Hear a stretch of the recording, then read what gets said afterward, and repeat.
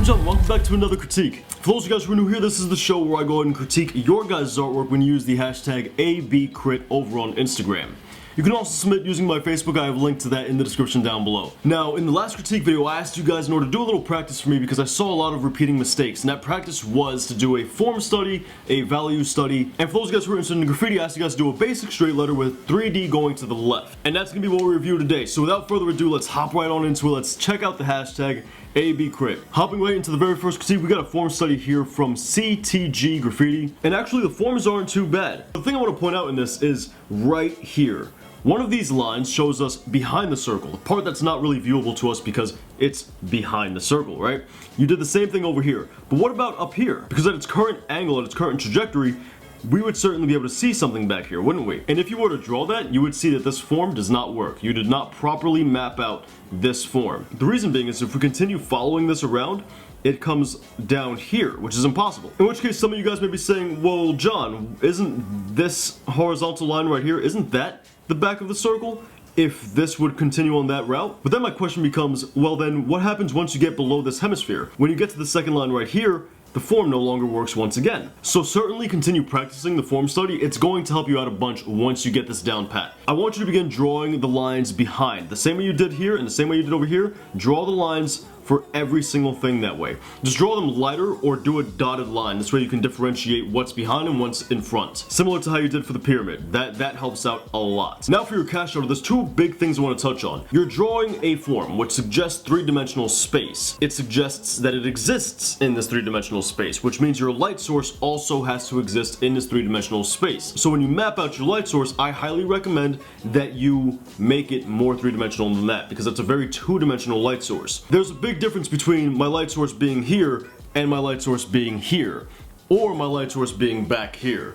All of those orientations are going to have different results. So draw your light source and think of it more three-dimensionally. This will help you map out your cash shadows a lot better, because when we take a look at your pyramid, we can see that you have a rim light right here, which tells us that your light source is further away in depth. Meaning, if you were to map out the cash shadow properly, that cash shadow would be coming more so like this, towards the viewer, as opposed to coming this way, because this cash shadow suggests that your light source is directly to the left, and that can't be the case because you'd have more light over here. So start thinking about your light source more three-dimensionally. That'll definitely help out your forms. Who is texting me? So this is a pretty good straight letter. I don't think this is for the straight letter practice because you don't have 3D going to the left, which the whole point of that was to focus on letter and name weight, because 3D going downwards is very, very easy to balance when it comes to letter and name weight, because it pretty much balances itself. But the two things I will say is study cracks, number one, and number two, work on 3D a little bit more. You have dope letters, but you don't really understand 3D fully, and some of your 3D tangents.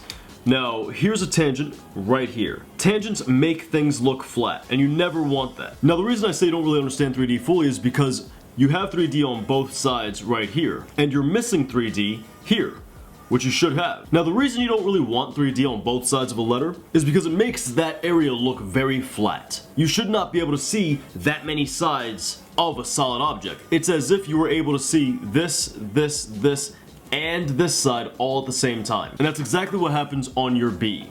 When we take a look at this box right here, we can see the right side, we can see the top, and we can see the left side, and we can see the bottom. Which this whole entire thing gets into advanced 3D, where you begin to plan your letter structure around your 3D. Meaning, you would not have had this B's structure go in any direction that would potentially give you 3D coming on this side. You would have changed the structure simply just to avoid that. That's how advanced 3D works. So I would say study one-point perspective, because that's what you're trying to do here, and start thinking about tangents and how your 3D affects your letter structure.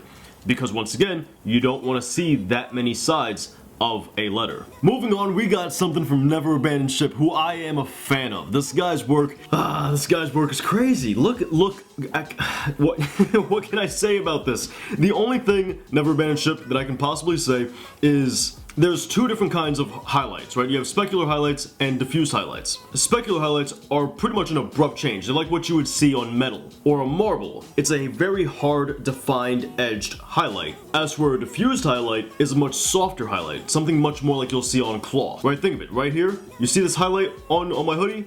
That'll be a diffused highlight. You see these highlights on the wire? Those are specular highlights. And then of course you have a gray area where it's like kind of hard, but it's not really fully hard. That can be taken out of context. But oh man, did I just shoot a booger out my nose? I'm sorry. I'm a gross human being. Alright, so you want to make sure you capture those highlights well. And a specular highlight like this tells us that it is an immensely hard light. Now, I'm not sure if this is a completed image, maybe you're still working on it. If that's the case, then ignore what I'm about to say. But if the light source is strong enough to give us that dramatic of a specular highlight, you'd have other specular highlights, say on the nose, and on the cheek area, and the eye socket area. But that's not the case, which tells me that it's more of a diffuse light or a weaker light, which means you would not have this much of a specular highlight. Now, the reason that leads me to believe that this is still in progress is the fact that I actually literally just saw that you said it's almost finished. You're almost done with the skull piece, and I didn't read that before, so never mind. Neverabandonship. I'm sorry. Well, at least you got a good explanation out of it, right? At least you guys learned something about light. These are the jankiest critiques ever. We go to Asce.one, and this is a perfect straight letter. Literally nothing wrong with it. Perfect. Perfect, perfect, perfect, perfect, perfect. But your hand styles tell me you still need work on straight letters. So keep it going. I recommend stylizing a little bit more. Try some letter distortions. I see you have a couple with, say, the C. But when we take a look at the rest of your profile, we see that your work is still very linear. You still have very much the same structures going on here. This looks pretty different. You have some broken letter structures here. You have another linear piece there, which is the same style you've been doing, which isn't necessarily a problem, but if you want to change it up, then try different letter distortions and try compressed extensions. But most of all, keep it simple and keep going with straight letters, because pieces like this tell us you still need to work on letter structure and flow. By the way, not bad attempts on 3D style. Go ahead and try to bump up the values though. Include more values. It'll help with depth a lot with your 3D work. Stevethebum, what's this? Who keeps texting me? I love it. Yes, yes, yes. Double like. Yes. Yes. Love it. That's funny, man.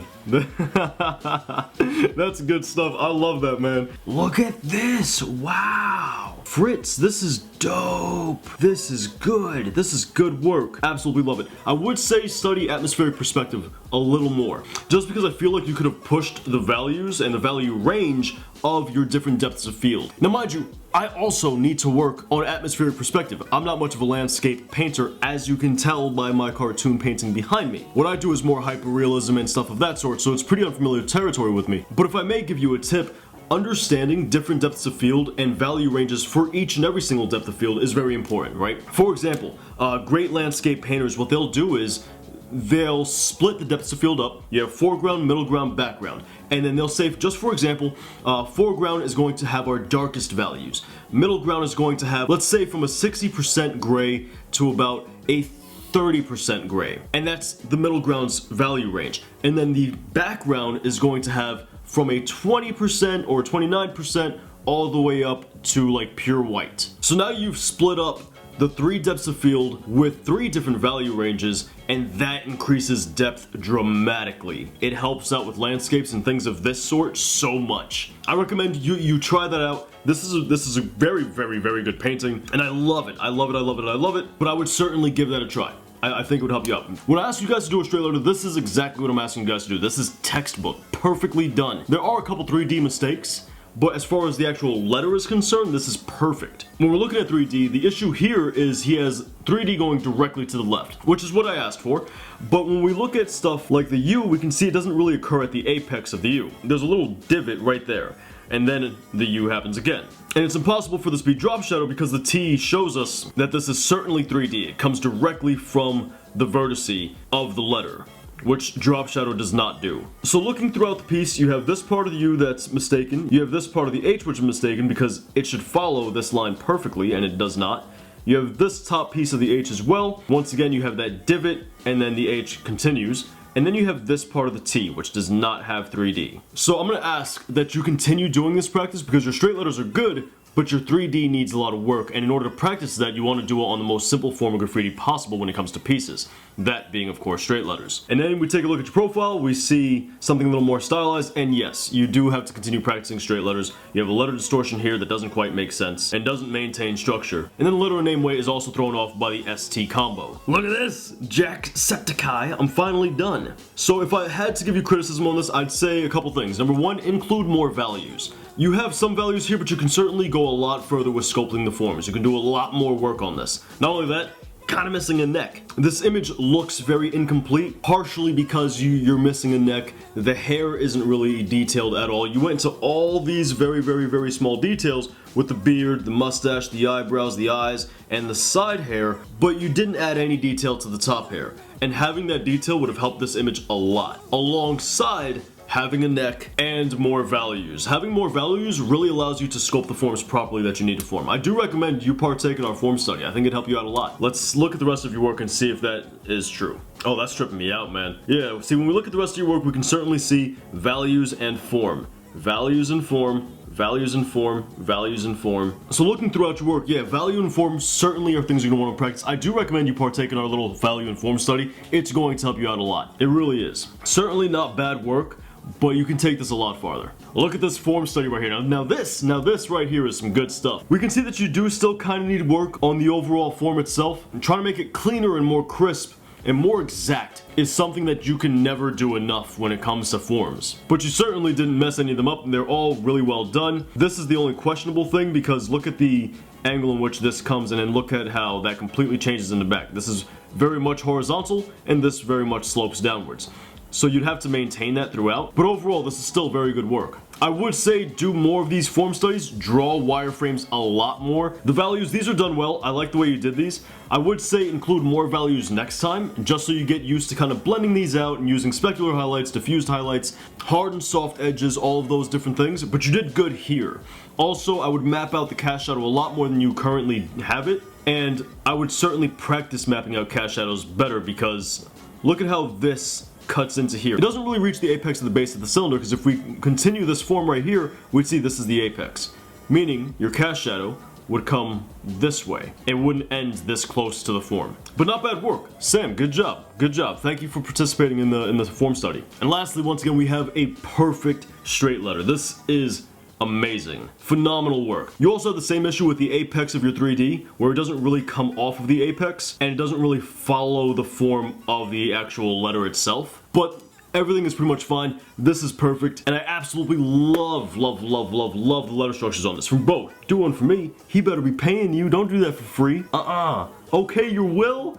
Man, he better be a good friend. All I'm saying, get paid when you're good at something. Ladies and gentlemen, you guys had some phenomenal work today. Thank you guys very much for those of you who participated in the actual study that we did. If anybody wants to get in on this study, feel free to do so. In the next critique, we can go ahead and check improvements from this week. And that goes for straight letters as well. If you guys want to do value study as well as straight letter as well as form study, feel free to do so. I'm telling you, it's gonna help you guys out a ton. If you guys are doing the form study and value study again, I ask that you guys map out your cast shadow and use more values for the forms. And if you're doing the straight letter, try some compressed extensions, see how they work. Keep it modest though, you gotta keep it simple. These two pieces are great examples of people who didn't use any extensions and still have great straight letters. So you don't really need extensions in order to make that work. Anyway, for those of you guys who are new here, feel free to join the community, subscribe. It's the best way to get our videos first. And if you enjoy the content, feel free to drop a like, it helps out a bunch. Also, be sure to check out my online store, got a link in the description. We sell prints and original drawings for a very affordable price. You can go ahead and add some pizzazz to your walls. Anyway, I'm gonna catch you guys in the next video. Until then, peace.